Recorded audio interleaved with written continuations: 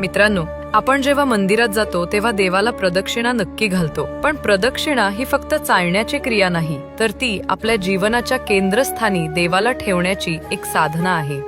म्हणजे पुढे आणि दक्षिणा म्हणजे उजवीकडे. म्हणूनच प्रदक्षिणा करताना देव नेहमी आपल्या उजव्या बाजूला राहतो. प्रत्येक देवतेची प्रदक्षिणा करण्यामागे वेगळा अर्थ आहे. उदाहरणार्थ, आपण गणपतीभोवती प्रदक्षिणा घालत नाहीत, कारण त्यांच्या मागे अलक्ष्मी असते, जी नकारात्मकता दर्शवते. म्हणून अनेक गणपती मंदिरात प्रदक्षिणेची रचना केलेलीच नसते. भगवान शंकराला आपण 3 प्रदक्षिणा घालतो, जे निर्माण, स्थिती आणि संहार या विश्वाच्या 3 तत्वांचे प्रतीक आहेत. भगवान विष्णू आणि माता देवी यांना आपण 4 प्रदक्षिणा घालतो. तुळशीला मात्र 1, 3, 5, 7 अशा विषम संख्येतच प्रदक्षिणा घालतो. ही जीवनातील सतत चालणारी प्रगती, वाढ व अखंड प्रवास दर्शवते. शिवलिंगाला अर्धी प्रदक्षिणा घातली जाते, कारण ज्या बाजूने अभिषेकाचं जल बाहेर पडतं त्या प्रवाहातून भक्त फिरत नाही. प्रदक्षिणा म्हणजे केवळ देवाभोवती फिरणे नव्हे, तर ती श्रद्धा, विज्ञान, परंपरा आणि भक्ती यांचा एक अद्भुत संगम आहे. पुढच्या वेळी प्रदक्षिणा घालताना विसरू नका